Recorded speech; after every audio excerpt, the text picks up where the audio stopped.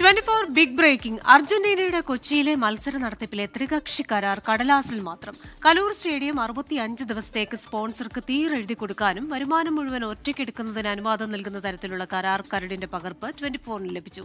GCDA stadium വിട്ടുകൊടുത്തത് മന്ത്രിയുടെ walk-in പുറത്തുനിന്ന് തെളിയിക്കുന്ന രേഖകളും 24 പുറത്തുവിട്ടു. ഇന്നും ചോദ്യങ്ങളോട് പ്രതികരിക്കാൻ കായികമന്ത്രി വി അബ്ദുറഹിമാൻ തയ്യാറായില്ല. ലിയോണൽ മെസ്സിയുടെയും അർജന്റീന ടീമിന്റെയും പേരിൽ കായികമന്ത്രിയും സ്പോൺസറും നടത്തിയത് വഴിവിട്ട നീക്കങ്ങൾ. സ്പോർട്സ് കേരള ഫൗണ്ടേഷനും റിപ്പോർട്ടർ ബ്രോഡ്കാസ്റ്റിംഗ് കമ്പനിയും GCDAയും തമ്മിലുള്ള ത്രികക്ഷി കരാറിന്റെ കരട് 24 ലഭിച്ചു.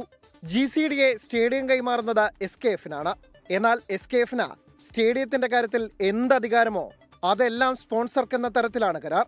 നവംബർ 30 വരെ 65 ദിവസത്തേക്കാണ് സ്റ്റേഡിയം സ്പോൺസർക്ക് തീരെഴുതി കൊടുക്കുക.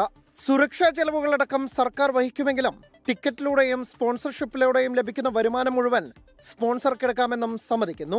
കരാർ പോലും ഇല്ലാതെയാണ് GCDA സ്റ്റേഡിയം സ്പോൺസർക്ക് വിട്ടുകൊടുത്തതെന്ന് തെളിയിക്കുന്ന രേഖകളും 24 ലഭിച്ചു. കായികമന്ത്രി വി അബ്ദുറഹിമാന്റെ ഒറ്റ വാക്കിലാണ് ചില്ലിക്കാശ് പോലും നേരിട്ട് കിട്ടാത്ത പരിപാടിക്കായി GCDA സ്റ്റേഡിയം വിട്ടുകൊടുത്തത്. ഇത് തെളിയിക്കുന്ന കായിക വകുപ്പിന്റെ തന്നെ രേഖകളും 24 ലഭിച്ചു. അതേസമയം ഇന്നും ചോദ്യങ്ങളോട് പ്രതികരിക്കാതെ ഒഴിഞ്ഞുമാറി കായികമന്ത്രി. പരവുമായി ബന്ധപ്പെട്ട് പുതിയ രേഖകളൊക്കെ പുറത്തു വന്നിട്ടുണ്ട്. ഈ കരാറില്ലാതെയാണ് കൊടുത്തതെന്നൊക്കെയാണ്. Anil Vasudev, sports desk, 24.